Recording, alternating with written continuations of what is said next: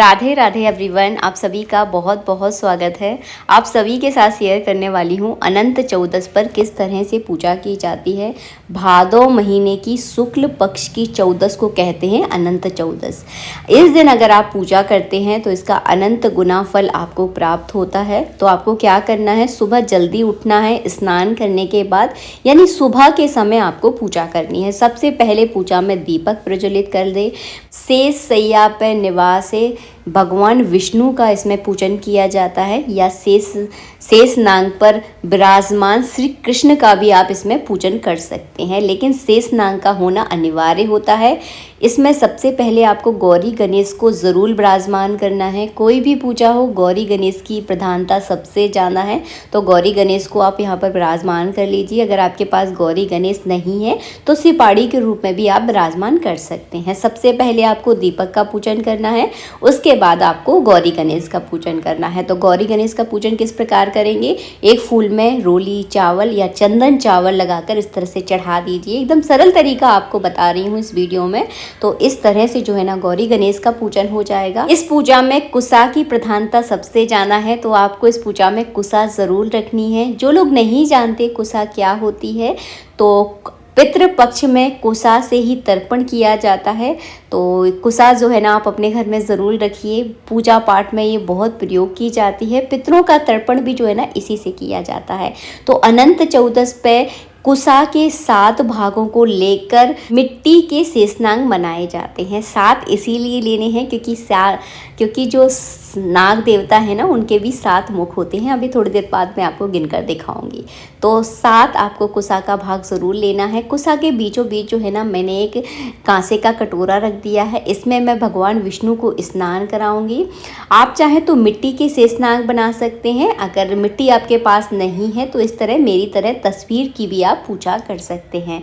प्रधानता एक ही होगी, मतलब भी एक ही होगा। तो 7 मैंने जैसे कि अभी आपको गिनकर दिखाए ना, इसीलिए 7 कुसाएं ली जाती हैं, क्योंकि सातों नाग देवताओं पर जो है ना 7 कुसाएं जो है ना रखी जाती हैं। आ गई ना आपको बात समझ में। तो हमने क्या किया है, यहाँ पर भगवान विष्णु के चारों तरफ इसी तरह पूरी कुसा रख दी है और बीच में भगवान विष्णु यहाँ पर विराजमान कर लिए हैं। सबसे पहले हम भगवान विष्णु को जो है ना स्नान करवाएंगे। आपको शुद्ध जल से सबसे पहले स्नान करवाना है। उसके बाद आप चाहें तो पंचामृत से स्नान करवा सकते हैं। कच्चा दूध ज़रूरी होता है, क्योंकि शेष नाग की पूजा है तो कच्चा दूध आपको ज़रूर चढ़ाना है। गाय का कच्चा दूध मिल जाए तो अच्छी बात है, अगर ना मिले तो जो मिल रहा है उससे भी आप स्नान करा सकते हैं। अगर आप मिट्टी के शेषनाग बना रहे हैं तो पूजा की सेम यही विधि रहेगी। जैसे कि मैं भगवान विष्णु को स्नान करा रही हूँ, वैसे ही आपको मिट्टी के शेषनाग की वो जो है ना पूजा करनी है, यानी स्नान कराना है। आप चाहे तो तस्वीर की पूजा कर सकते हैं, आप चाहे तो मिट्टी के शेषनाग बना सकते हैं। वो आपकी मर्जी है, जैसे आप करना चाहते हैं। तरीका देखिए पूजा का सेम ही होगा। तो यहाँ पर जो है ना हमने यहाँ पर भगवान विष्णु को स्नान करा दिया है। स्नान करते समय भगवान के मंत्रों का जाप आप ज़रूर कीजिए। स्नान कराने के बाद जो है ना अंग पोषण किया जाता है। तो आपको एक साफ धुला हुआ कपड़ा लेना है, और भगवान की पूजा में जो कपड़ा आप यूज़ करते हैं उन्हीं कपड़ों का आपको यूज़ करना है। अपनी टॉवल का यूज़ आप ना करें।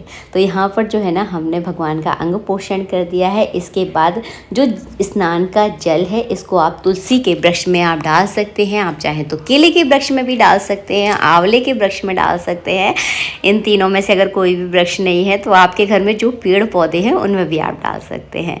इसके बाद जो है ना सबसे पहले आपको चंदन लगाना है, चावल चढ़ाना है। ये भी एक पूजन का तरीका होता है, तो सबसे पहले आप ये चढ़ा दीजिए। इसके बाद आप कलाबा रूपी वस्त्र अर्पित कर दीजिए। हमेशा 2 वस्त्र अर्पित किए जाते हैं, एक धोती दूसरा दुपट्टा। इसके बाद भगवान विष्णु पर जनेऊ चढ़ाया जाता है। तो भगवान विष्णु पर आपको जनेऊ चढ़ाना है। जनेऊ में थोड़ी सी आप हल्दी ज़रूर लगाएं। एकदम साधा जनेऊ जो है ना नहीं चढ़ाया जाता भगवान विष्णु को, तो थोड़ी सी हल्दी लगाकर आपको चढ़ाना है। के बाद फूल माला चढ़ा दीजिए। और आज हमारे बगीचे में खूब सारे फूल उगे थे, तो सारे फूल जो है ना मैंने यहाँ पर भगवान को अर्पित कर दिए हैं। सफ़ेद कलर के गुड़हल के फूल। तो अपने घर में छोटा सा बगीचा आप ज़रूर लगाएं, ताकि ठाकुर जी पर जो है ना रोज़ फूल आप चढ़ा सकें।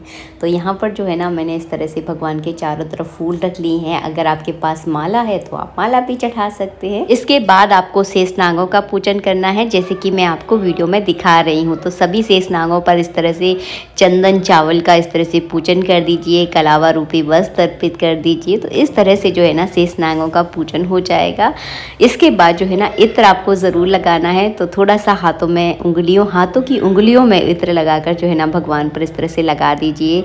अंगूठे का प्रयोग आपको बिल्कुल भी नहीं करना है। पूजा में अंगूठा लगना या एकदम निषेध माना जाता है। गलती से लग जाए तो बात अलग है, लेकिन नहीं लगाना चाहिए। इसके बाद तुलसी भगवान विष्णु की पूजा में बहुत ज़रूरी होती है। तो तुलसी दल यानी पत्ता तुलसी का आप तोड़कर ज़रूर रखें। और हाँ, इसके बाद आपको मिठाई का भोग लगाना है। घर में आप कुछ मीठा ज़रूर बनाएं, जो आप बना सकते हैं। नहीं बना पा रहे हैं तो मार्केट की मिठाई का भी आप यहाँ पर भोग लगा सकते हैं। फल का भोग लगा दें। और हाँ, भोग में तुलसी दल डालना बिल्कुल भी ना भूलें। जब भोग लगाते हैं उस समय जो है ना इस तरह से घंटी बजाई जाती है। आपको घंटी ज़रूर बजाना है। और देखिए, इस तरह के अनंत आते हैं। आप चाहें तो इन अनंतों को घर पर भी बना सकते हैं, आप चाहें तो मार्केट से भी ला सकते हैं। मार्केट के लाए हुए थोड़े से देखने में सुंदर लगते हैं। घर में बनाए गए अनंतों में बहुत ज़्यादा प्रेम होता है, क्योंकि वो मन से बनाए जाते हैं। इन अनंतों की विशेषता ये होती है कि उनमें 14 गांठें लगी होती हैं। देखिए, 2 हिस्सों में आप इनको देख रहे हैं। 7 नीचे गांठें हैं और 7 गांठें ऊपर हैं। तो ये देखने में सुंदर लगते हैं। इन्हीं का आज के दिन पूजन किया जाता है। और पूजन करने के बाद इनको अपनी सीधे हाथ की भुजा पर जो है ना बांधा जाता है। इसको बांधने से आपको जीवन में अनंत गुना तरक्की जो है ना प्राप्त होती है। औरतें यानी महिलाएं और पुरुष, बच्चे और लड़कियां सभी इनको पहन सकते हैं। तो मैंने दोनों बता दिए, अनंत और अनंती। ये जोड़े के साथ आते हैं। मार्केट में जब आप इनको लेने जाओगे तो ये जोड़े के साथ आपको मिलेंगे। आप इनको घर में भी बना सकते हैं, जैसे कि मैंने आपको शुरू में बताया। और इसके रोली चावल लगाकर इस तरह से इनका पूजन कर दीजिए, पुष्प चढ़ा दीजिए और भगवान विष्णु के सामने यानी कुसा के ऊपर इनको विराजमान कर दीजिए। इस तरह से जो है ना इनका पूजन किया जाता है। इसके बाद जो है ना तुलसी दल तो देखिए मैंने आपको बता ही दिया था। और हाँ, इस अनंत चौदस की कथा भी आपको पढ़नी होती है। तो अगर आपके पास कथा की पुस्तक नहीं है तो आप लेकर रख लीजिए। एक पुस्तक में आपको सारी कथाएं मिलेंगी। सारी व्रत, जितने भी व्रत आते हैं ना, सारे व्रतों की कथाएं मिल जाती हैं। तो आप इस तरह की पुस्तक अपने घर में रखिए। और किस तरह से कथा पढ़नी है, आपको एक कुसा का छोटा सा टुकड़ा लेना है। जैसे कि देखिए मैं आपको वीडियो में बता रही हूँ, उस तरह छोटा सा कुसा का टुकड़ा ले लीजिए। एक पुष्प ले लीजिए, चावल ले लीजिए, या फिर आप थोड़ी सी दक्षिणा भी जो है ना इसमें रख सकते हैं। इसे लेकर आपको अनंत चौदस की पूरी कथा पढ़नी है। कथा पढ़ने से जो है ना हमें व्रत के बारे में जानकारी होती है। ये व्रत क्यों किया जाता है, इस व्रत को करने से हमें क्या लाभ होते हैं, और एक व्रत करना क्यों ज़रूरी होता है, और इस दिन जो है ना पूजन क्यों किया जाता है। वैसे अनंत चौदस का व्रत नहीं किया जाता। जो लोग चौदस का व्रत करते हैं वो तो कर सकते हैं, लेकिन अनंत चौदस का कोई अलग से व्रत नहीं किया जाता।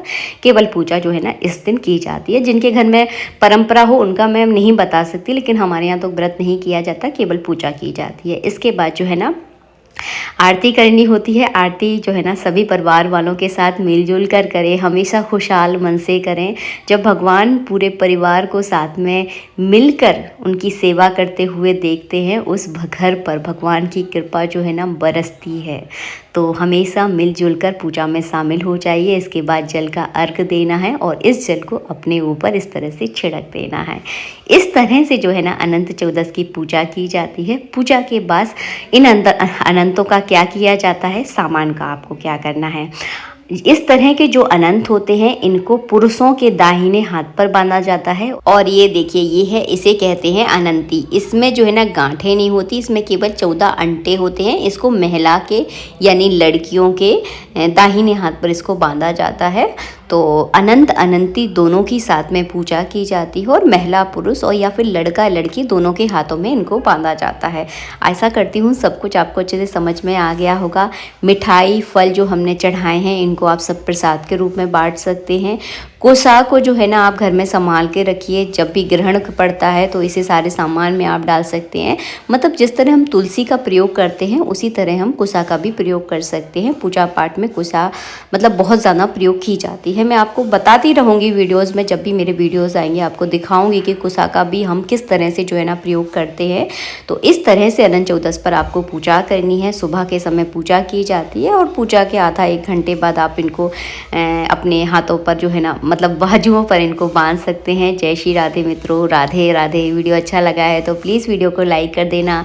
चैनल पर पहली बार आए हैं तो हमारे चैनल को आप सब्सक्राइब ज़रूर कीजिएगा। मिलेंगे आप सबसे नेक्स्ट वीडियो में, जब तक के लिए जय श्री राधे मित्रों, राधे राधे। आप सभी को अनंत चौदस की बहुत बहुत शुभकामनाएं मेरे परिवार की ओर से। जय श्री राधे मित्रों, राधे राधे।